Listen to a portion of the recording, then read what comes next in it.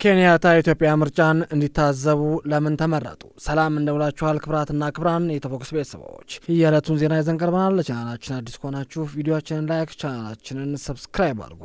ኬንያታ ኢትዮጵያን ምርጫ እንዲታዘቡ ለምን ተመረጡ? የቀድሞ የኬንያ ፕሬዝዳንት ኡሁሩ ኬንያታ የኢትዮጵያን ሁኔታ ይረዳሉ ያሉ የምርጫ ጉዳይ ተንታኞች ሰባተኛውን ጠቅላላ ምርጫ ታዘበውን የአፍሪካ ህብረት ቡድን እንዲመሩ የተመረጡ በዚህ ምክንያት ሊሆን እንደሚችል ተናግረዋል። በተለያዩ የኢትዮጵያ አካባቢዎች ለሚሰማሩት እነዚህ የአፍሪካ ህብረት ታዛቢዎች የሚሰጥ የሁለት ቀናት ገለጻ ዛሬ አዲስ አበባ ተጀምሯል። በአዲስ አበባ በተጀመረው የግንዛቤ ማስጨበጫ ገለጻ ላይ ለመሳተፍ የጀመሩት የአፍሪካ ህብረት የምርጫ ታዛቢዎች የተለያዩ ሀገራት የተውጣጡ ናቸው።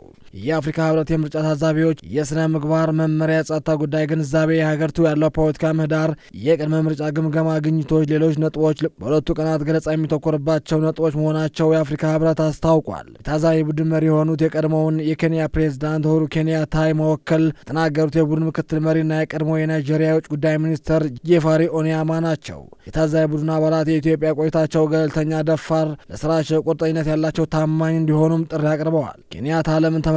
ኡሁሩ ኬንያታ በስነ ስርዓቱ ላይ ባይገኙም የቡድኑ መሪ መሆን መሾማቸው የኢትዮጵያ ሁኔታ መረዳት ከመቻላቸው ጋር የተገናኘ መሆኑም ተንታኞች ይገምታሉ። ቺካ ካርለስ ኤኒኮዋ በአፍሪካ ህብረት የፖለቲካና የምርጫ ድጋፍ ክፍል ያገለገሉና የዚምባብዌ ምርጫ የታዘበ የህብረቱ ቡድን የቴክኒክ ጉዳይ መሪ ነበሩ። ኬንያታ የኢትዮጵያ ምርጫ ታዛቢ ቡድን እንዲመሩ የተመረጡ የሀገሪቱ ሁኔታዎች ስለሚረዱ እንደመሆን ከልምዳቸው በመነሳትም አብራርተዋል። የኢትዮጵያና የኬንያ ቅርበትን መመልከት አለብህ። ኡሁሩ የኢትዮጵያ ሁኔታም ይረዳሉ፣ በኢትዮጵያ ያለው ፖለቲካም ይረዳሉ። ኡሁሩ የተለያዩ ፖለቲካ አመለካከት ባላቸው ኢትዮጵያ በቀላሉ ተቀባይነትም ያገኛሉ ተብሏል። እንደ ምርጫ ጉዳይ ባለሙያ ኡሁሩ ሹመት ተአማንነት ያለው አድርጎ ነው የምንመለከተው። በኢትዮጵያ ከሚገኙ ጉዳዮች ከሚመለከታቸው በርካታ አካላት ተሳታፊዎች ጋር መስራት ይችላሉ እና በኢትዮጵያ ዲሞክራሲያዊ ሂደት አዎንታዊ መሆን መንገድ መደገፍ ይችላሉ ብለዋል። ሰባተኛ የኢትዮጵያ ጠቅላይ ምርጫ ለመታዘብ የሚሰማሩ የአፍሪካ ህብረት ታዛቢዎች ቁጥር 73 ሲሆን 63 በመቶ የሚሆኑት ደግሞ ሴቶች ናቸው። በእንግሊዝኛው ምህጻረ ቃል ISS ተብሎ የሚጠራው ጸጥታ ተቋም ውስጥም የአፍሪካ ጸጥታ አስተዳደር ተመራማሪ የሆኑት ዜንጌስ ማይኮይ እንደሚሉትም ቁጥሩ በሌሎች ሀገራት ከነበረው ጋር ተቃራቢ ነው ብለዋል። ከቁጥሩ አንጻር ስንመለከት የአፍሪካ ህብረት አብዛኛው ከ50 እስከ 80 የሚደርስ አጭር ጊዜ ታዛቢ ነው የሚያሰማራው። እንደ አውሮፓውያኑ የዘመን አቆጣጠር በ2025 የተካሄደው የታንዛኒያ ምርጫ የተሰማሩት 72 ነበሩ። በ24ቱ በደቡብ አፍሪካ የተሰማሩት ደግሞ 65 ነበሩ በማለትም አስረድቷል። የምርጫ ታዛቢዎች የስራ ጥራትም ከቁጥራቸው ጋር ብቻ መያያዝ እንደሌለበት ኤንኳን ይናገራሉ።